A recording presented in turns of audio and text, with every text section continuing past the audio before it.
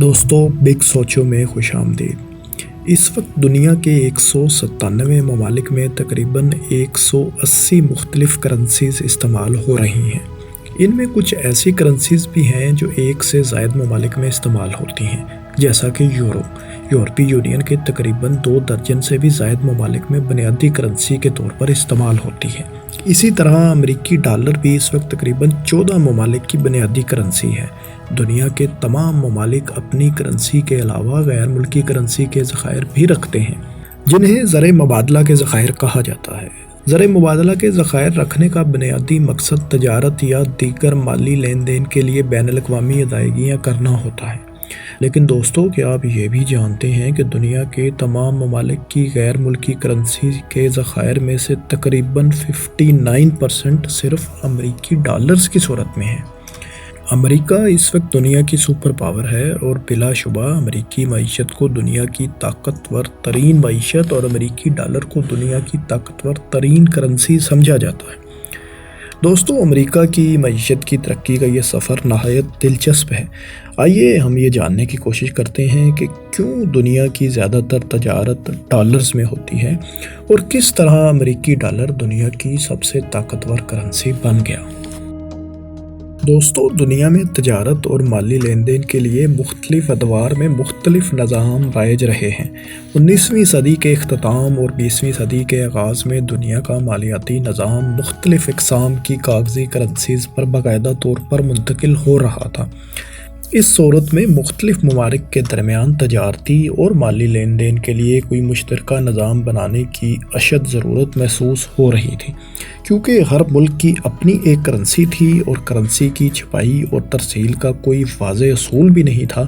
اس لیے ہر ملک اپنی ضرورت کے مطابق کرنسی چھاپتا اور استعمال کرتا تھا۔ نتیجتاً مختلف ممالک کے درمیان تجارت کی غرض سے کرنسی کے استعمال میں شدید مشکلات کا سامنا تھا۔ اس مسئلے کے حل کے لیے زیادہ تر ممالک اس بات پر متفق ہو گئے کہ ہر کرنسی کی قدر سونے کی مخصوص مقدار کے مطابق رکھ دی جائے اور کسی بھی کرنسی کو مزید چھاپنے کے لیے اس حکومت کے پاس اسی حساب سے بیک پر سونا بھی موجود ہونا چاہیے۔ مثال کے طور پر 1873 میں $1 کی قدر 1.50 گرام سونا مقرر کی گئی تھی۔ تو اس حساب سے $1000 پرنٹ کرنے کے لیے امریکی حکومت کے پاس 1504 گرام سونا بیگ پر موجود ہونا چاہیے تھا۔ یعنی سادہ الفاظ میں یہ کہ جس ملک کے پاس جتنا سونا ہوگا اسی مالیت کے برابر ہی وہ کرنسی جاری کر سکے گی، اس سے زیادہ نہیں۔ یہ چیز اس وقت طے کی گئی، لیکن پہلی جنگ عظیم کے آغاز کے بعد یہ نظام سب درہم برہم ہو گیا۔ پہلی جنگ عظیم میں شامل ممالک کو جنگی اخراجات کے لیے بے شمار پیسہ درکار تھا اور اس ضرورت کو پورا کرنے کے لیے بہت سے ممالک نے ایک بار پھر اپنی مرضی سے اندھا دھند کرنسی نوٹ پرنٹ کرنا شروع کر دیے۔ نتیجہ یہ نکلا کہ بعض ممالک میں افراط زر یعنی انفلیشن بہت زیادہ بڑھ گئی اور ان کی کرنسی کی قدر بہت ہی کم ہو گئی۔ برطانیہ جو اس دور کی سپر پاور تھی اور اس کی کالونیز پوری دنیا میں پھیلی ہوئی تھیں، انہوں نے اگرچہ اپنی کرنسی کی قدر برقرار رکھنے کے لیے، اپنی پوزیشن کو قائم رکھنے کے لیے اپنی کرنسی کو سونے کے ساتھ منسلک رکھنے کی پوری کوشش تو کی، لیکن بالآخر 1931 میں انہوں نے بھی کرنسی کے پیچھے سونے کے معیار کو ترک کر دیا۔ اس وجہ سے پاؤنڈ کی قدر میں شدید کمی واقع ہوئی اور بین الاقوامی تاجر جو اس وقت پاؤنڈز میں خوب تجارت کیا کرتے تھے، ان کے بینک اکاؤنٹس بہت حد تک متاثر ہوئے۔ مزید یہ کہ جنگی اخراجات پورے کرنے کے لیے برطانیہ جیسی سپر پاور کو بھی قرض لینا پڑا۔ پہلی جنگ عظیم کے بعد 1920 میں برطانیہ کا قومی خسارہ 7.8 ارب پاؤنڈ تک پہنچ گیا، جو جنگ سے پہلے 1913 میں صرف 600 ملین پاؤنڈ تھا۔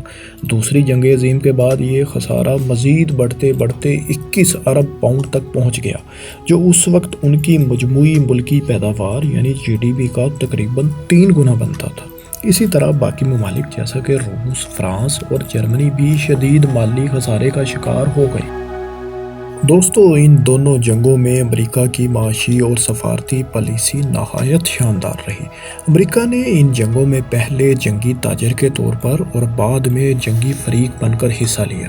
یعنی جب پوری دنیا ان جنگوں میں مصروف تھی تو امریکہ اپنے تمام تر سرمایے اور افرادی قوت کے ذریعے کپاس، گندم، ربڑ، مشینری، قیمتی دھاتوں اور اسلحے کی پیداوار میں مصروف تھا۔ نتیجتاً امریکہ نے ایک مختصر ترین عرصے میں دنیا کا عظیم ترین اقتصادی عروج دیکھا اور دنیا کا ایک بڑا ایکسپورٹر یعنی برآمد کنندہ بن کر ابھرا۔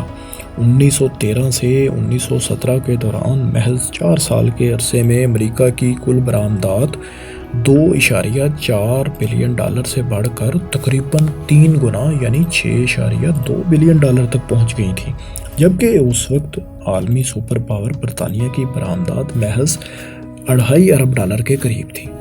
اسی طرح دوسری جنگ عظیم کے آغاز میں بھی امریکہ باقاعدہ طور پر جنگی فریق تو نہیں تھا، تو انہوں نے اپنے تمام تر وسائل برآمدات یعنی ایکسپورٹس بڑھانے کے لیے استعمال کیے۔ 1945 تک امریکہ کی برآمدات تقریباً $10 ارب سے بھی زیادہ ہو چکی تھیں، جس میں سے زیادہ تر برآمدات برطانیہ اور روس کو کی جاتی تھیں۔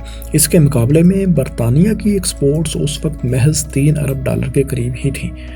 دوستو، دلچسپ بات یہ ہے کہ امریکہ کی طرف سے یہ شرط عائد تھی کہ وہ جنگ کے دوران یہ تمام اشیاء دوسرے ممالک کو اپنی کرنسی یعنی ڈالر میں یا پھر سونے کے عوض ہی فروخت کرے گا۔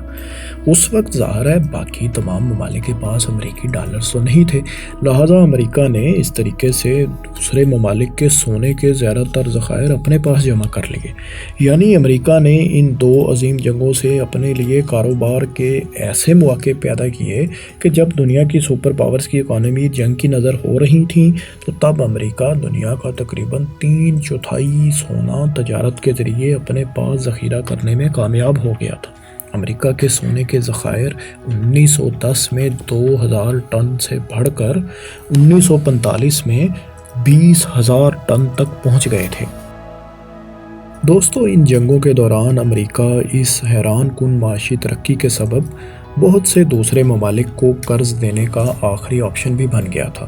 دوسری جنگ عظیم کے دوران امریکہ نے اتحادیوں کو اہم فوجی سامان اور دیگر امداد کو لینڈ لیز ایکٹ یعنی لیز پر قرضہ دینے کے تحت بھی فراہم کرنا شروع کر دیا۔ لینڈ لیز ایکٹ کے تحت امریکی حکومت کسی بھی ملک کو جنگی سامان بیچنے کی بجائے قرض، لیز یا امداد کے طور پر بھی دے سکتی تھی۔ اس قرض یا امداد کا مقصد ان ممالک کی دفاعی طور پر مدد کرنا تھا جن کی سلامتی امریکہ کی سلامتی کے لیے اہم سمجھی جاتی تھی۔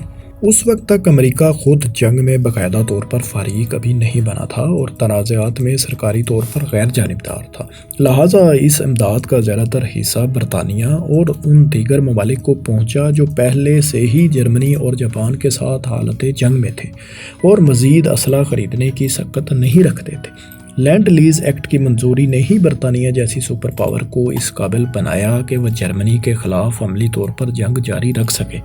دسمبر 1941 میں پرل ہاربر کے واقعے کے بعد جب امریکہ جنگ میں باقاعدہ طور پر فریق بن گیا، لیکن اس لینڈ لیز ایکٹ کے تحت امداد کا سلسلہ پھر بھی جاری رہا اور جنگ کے اختتام تک امریکہ تقریباً $50 ارب کی امداد 30 سے زائد ممالک کو دے چکا تھا۔ ان تمام عوامل کی وجہ سے امریکی ڈالر ایک مضبوط اور عالمی کرنسی بن کر ابھرنا شروع ہوا اور اس وقت کی بڑی بڑی سپر پاورز بھی امریکہ کی مقروض ہو گئیں۔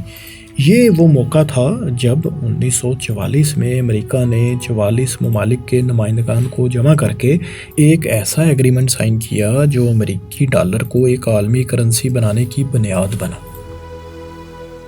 44 اتحادی ممالک کے مندوبین نے 1944 میں برٹن ووڈز، نیو ہیمپشائر میں ملاقات کی تاکہ غیر ملکی زر مبادلہ کے انتظام کے لیے ایک ایسا نظام وضع کیا جائے جس سے کسی بھی ملک کو نقصان نہ ہو۔ وفد نے یہ فیصلہ کیا کہ دنیا کی کرنسیز کو اب سونے سے نہیں جوڑا جائے گا بلکہ ان کی بیک پر اب سونے کی بجائے امریکی ڈالر ہوگا، یعنی باقی ملکوں کی کرنسیز کو امریکی ڈالر سے منسلک کیا جائے گا اور امریکی ڈالر بالآخر سونے سے منسلک ہوگا۔ 1 اونس یعنی 28.35 گرام سونے کی قیمت بھی $35 تب مقرر کی گئی۔ اس انتظام کو بریٹن ووڈز معاہدے کے نام سے جانا جاتا ہے۔ دوستو، یہاں سوال یہ پیدا ہوتا ہے کہ ان 44 ممالک کو آخر اس معاہدے سے کیا فائدہ ہوگا؟ تو دوستو، اس کی وجہ یہ تھی کہ اس وقت سونے کے ذخائر سب سے زیادہ امریکہ کے پاس ہی تھے اور باقی ممالک جنگی اخراجات کی وجہ سے اپنے سونے کے ذخائر سے محروم ہو چکے تھے۔ لہٰذا اب ان کے پاس سونا تو تھا نہیں جس کی بنیاد پر وہ کرنسی جاری کر سکیں۔ اس لیے انہوں نے اپنے ملک کی کرنسی جاری کرنے کے لیے بیک پر سونے کی بجائے امریکی ڈالر کو رکھنے کی شرط مان لی۔ ہاں، اس کے بدلے امریکہ کی بھی یہ ذمہ داری تھی اس معاہدے کے تحت کہ جتنے ڈالر امریکی حکومت جاری کرے گی اس کی بیک پر اس قدر ویلیو کے برابر سونا ضرور موجود ہوگا۔ اس طرح ان ممالک کی کرنسی براہ راست نہ صحیح بالواسطہ طور پر سونے سے ہی منسلک ہو گئی۔ اس نظام کے تحت مرکزی بینکوں کی اتھارٹیز بھی قائم کی گئیں جن کا کام مختلف ممالک کی کرنسیز اور ڈالر کے درمیان شرح تبادلہ کو برقرار رکھنا تھا، جبکہ امریکی ڈالر کے بدلے کسی بھی ملک کو اس کی طے شدہ قدر کے مطابق سونا واپس کرنا بھی اس معاہدے کا حصہ تھا۔ اس معاہدے میں عالمی تجارت کے لیے ڈالر کو کرنسی کے طور پر مان لیا گیا تھا۔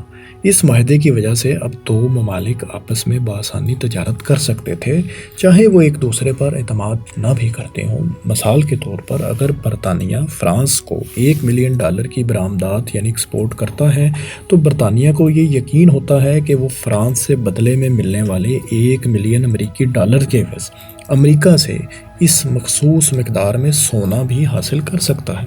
دوسری طرف اگر برطانیہ یہ پیسہ ڈالرز کی بجائے فرانسیسی کرنسی فرینکس میں وصول کرتا تو اگر آج 1 ملین فرینکس کے عوض سونا 1 کلوگرام ملتا ہے تو ممکن ہے کہ 1 مہینے بعد فرانس مزید کرنسی چھاپ دیتا جس سے اس کی کرنسی فرینک کی قدر گر جاتی اور 1 ملین فرینکس کے عوض اب برطانیہ کو شاید 1 کلوگرام کی بجائے 700 گرام سونا ہی ملتا۔ اس طرح اس تجارت کی تمام ویلیو عملی طور پر ختم ہو جاتی۔ مزید یہ کہ اگر برطانیہ ان فرینکس کو کسی اور ملک کے ساتھ تجارت کے لیے استعمال کرنا چاہتا تو اور وہ ملک خود فرینکس پر اعتماد نہ کرتا ہو تو برطانیہ کے لیے تو وہ پیسے کسی کام کے نہیں تھے۔ لیکن اگر یہ تمام تجارت امریکی ڈالرز میں ہو تو امریکہ جو کہ اس وقت سب سے طاقتور ملک بن گیا تھا اس چیز کا ضامن تھا کہ ڈالر کے بدلے وہ ایک طے شدہ مخصوص مقدار میں سونا کسی بھی ملک کو واپس کر سکتا ہے۔ لہٰذا اس طرح اب کوئی بھی ملک دوسرے ملک سے ڈالر کے بدلے تجارت کر سکتا تھا کیونکہ اس کو یقین تھا کہ وہ ان ملنے والے ڈالرز کے عوض امریکی حکومت سے سونا حاصل کر سکتا ہے۔ ایک اہم بات یہ ہے کہ بریٹن ووڈز معاہدے کے نتیجے میں 2 اہم مالیاتی اداروں کی بنیاد رکھی گئی، ایک ورلڈ بینک اور دوسرا انٹرنیشنل مانیٹری فنڈ یعنی IMF۔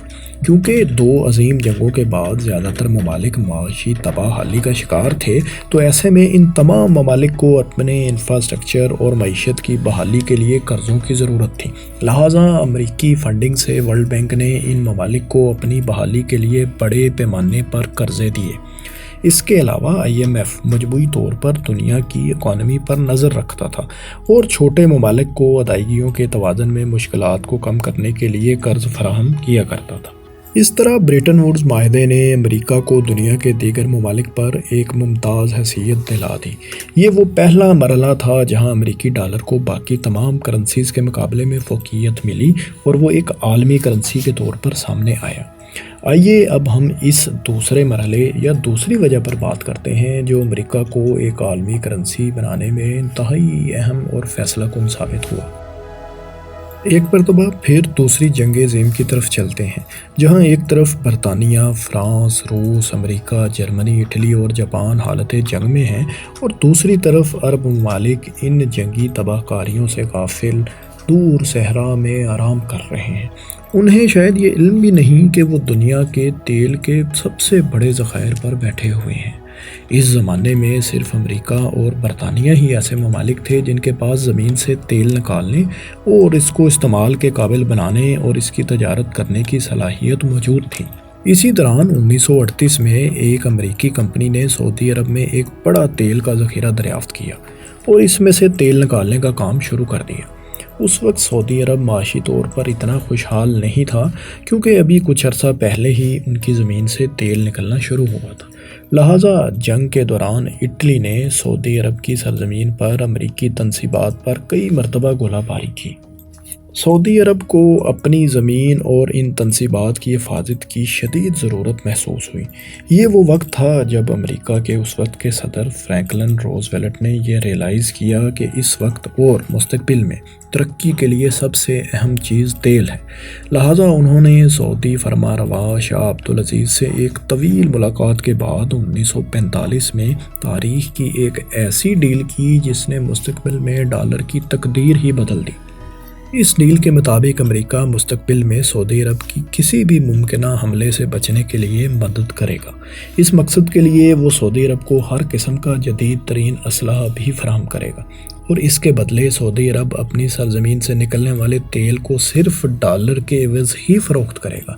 یوں تیل کی فروخت ڈالر میں کی جانے لگی، اور یہیں سے مشرق وسطیٰ یعنی مڈل ایسٹ کے ممالک کا عروج شروع ہوا۔ 1960 میں organization of the petroleum exporting countries یعنی اوپیک کے قیام کے بعد باقاعدہ طور پر دنیا میں تیل کی تمام تجارت ڈالر میں ہی ہونے لگی۔ لیکن دوستو، یہاں یہ بھی سوال پیدا ہوتا ہے کہ ڈالر کے عوض تیل کی تجارت سے کیسے ڈالر دنیا کی مضبوط ترین کرنسی بن گیا؟ اس کی وجہ جاننے کے لیے اب ہم ایک تیسرے مرحلے کا ذکر کرتے ہیں جس نے بالآخر ڈالر کو عالمی کرنسی بنا ڈالا۔ دوستو، برٹن ووڈز معاہدے کی روح سے کوئی بھی ملک ڈالر کے عوض امریکہ سے مقررہ مقدار میں سونا حاصل کر سکتا تھا۔ نتیجتاً 1970 میں امریکہ کے سونے کے ذخائر کم ہوتے ہوتے محض 10,000 ٹن رہ گئے۔ یہ وہ وقت تھا جب امریکہ کے لیے ڈالر کے عوض سونا واپس کرنا تقریباً ناممکن ہو گیا۔ اس موقع پر امریکہ کے اس وقت کے صدر رچرڈ نکسن نے عارضی طور پر ڈالر کے عوض سونے کی تبدیلی کے معاہدے کو منسوخ کر دیا، اور یوں برٹن ووڈز معاہدہ عملی طور پر تو ختم ہو گیا۔ اب دنیا کا ہر ملک اپنی کرنسی کا ایکسچینج ریٹ متعین کرنے میں آزاد تو تھا ہی، لیکن کوئی بھی کرنسی سونے کے ساتھ منسلک ہی نہیں رہی تھی، کیونکہ باقی ممالک کی کرنسیز ڈالر سے منسلک تھیں اور ڈالر براہ راست سونے سے منسلک تھا۔ لہٰذا اب کسی بھی کرنسی کی قدر جانچنے کا پیمانہ اس سے منسلک سونا نہیں رہا تھا، بلکہ اس کرنسی کا عالمی مارکیٹ میں استعمال یا اس کی ڈیمانڈ ہی اس کی قدر متعین کرتا تھا۔ یعنی اب یہ بات اہم ہو گئی تھی کہ آپ کی کرنسی کہاں کہاں استعمال ہو سکتی ہے اور اس سے کیا کیا کچھ خریدا جا سکتا ہے۔ اس تناظر میں امریکی ڈالر وہ کرنسی تھی جس سے آپ اس صدی کی سب سے اہم چیز خرید سکتے تھے، یعنی تیل۔ اس لیے اب بھی زیادہ تر ممالک نے اپنے زر مبادلہ کے ذخائر ڈالرز میں ہی رکھے تاکہ وہ عرب ممالک سے اس کے بدلے تیل خرید سکیں۔ دوستو، ایک اہم بات یہ ہے کہ خوشحال ممالک کے زر مبادلہ کے ذخائر تو زیادہ ہوتے ہیں، جبکہ تجارت کے لیے وہ اس میں سے صرف ایک مخصوص رقم ہی استعمال کرتے ہیں۔ مثال کے طور پر اگر ایک خوشحال ملک کے زر مبادلہ کے ذخائر 100 ارب ڈالر کے ہوں گے تو وہ اس میں سے 20 ارب ڈالر ہی تجارت کے لیے استعمال کر رہا ہوگا، اور اس کے پاس باقی کے 80 ارب ڈالر کے ذخائر اضافی ہوں گے۔ جیسا کہ ہم اپنے بچائے ہوئے پیسے کو جمع کرنے کی بجائے انہیں سٹاک، سیونگ سرٹیفکیٹس یا بانڈز میں انویسٹ کرنا پسند کرتے ہیں، بالکل اسی طرح یہ ممالک بھی اپنے اضافی زر مبادلہ کے ذخائر کی US ٹریجری بانڈ میں سرمایہ کاری کرتے ہیں۔ یہ ٹریجری بانڈز امریکی حکومت کی طرف سے جاری کیے جاتے ہیں، اور مختلف ممالک اس میں اس غرض سے سرمایہ کاری کرتے ہیں کہ ان کو مستقبل میں اس پر معقول منافع ملے۔ فیڈرل ریزرو اور US ڈپارٹمنٹ آف ٹریجری کے مطابق مئی 2022 تک دوسرے ممالک نے امریکی ٹریجری سیکیورٹیز میں تقریباً 7.4 ٹریلین امریکی ڈالر رکھے ہوئے ہیں۔ یہ اتنی بڑی رقم ہے کہ فرانس، انڈیا اور روس کے مشترکہ GDP سے بھی زیادہ ہے۔ اس بے شمار پیسے کی بدولت امریکہ کے پاس معاشی ترقی، دفاعی اخراجات، صنعتی پیداوار اور یہاں تک کہ بڑے بڑے مالیاتی اداروں جیسا کہ ورلڈ بینک اور IMF کو فنڈ دینے کا ایک اضافی فائدہ بھی موجود ہے۔ اور ان بے شمار وسائل کے ساتھ امریکہ کو دوسرے ممالک پر ایک غیر منصفانہ کنٹرول بھی حاصل ہو جاتا ہے۔ یہی نہیں، اگر کوئی ملک ان کی مرضی کے خلاف چلنے کی کوشش کرے تو امریکہ میں موجود ان کے ڈالر کے ذخائر کو منجمد بھی کر دیا جاتا ہے۔ اس کی مثال حال ہی میں روس پر لگائی گئی پابندیاں ہیں۔ یعنی دوستو اب سب سے طاقتور کرنسی امریکہ کی ہے اور امریکہ اس کو کنٹرول کرتا ہے اور اس کی بیک پر اس کو اس مقررہ مقدار میں سونا محفوظ رکھنے کی بھی کوئی پابندی نہیں ہے۔ دوستو ان تمام وجوہات کی بنیاد پر امریکہ کی حیثیت ایک سپر پاور کی ہو چکی ہے اور امریکی ڈالر ایک مضبوط عالمی کرنسی کے طور پر مانا جاتا ہے۔ ویسے تو دنیا کے چند ممالک اب آپس میں تجارت کے لیے اپنی لوکل کرنسی استعمال کرنا شروع ہو گئے ہیں، لیکن عالمی تجارت میں ڈالر کی ضرورت اور دنیا کے معاشی نظام میں اس کی اہمیت آج بھی سب کرنسی سے زیادہ ہی ہے۔ دوستو آپ کو یہ ویڈیو کیسی لگی اور آپ کو کیا لگتا ہے مستقبل میں امریکی ڈالر اپنی قدر کھو دے گا یا امریکی کرنسی کی یہ سپرمیسی برقرار رہے گی؟ کمنٹس میں اپنی رائے سے ضرور آگاہ کریں۔ شکریہ۔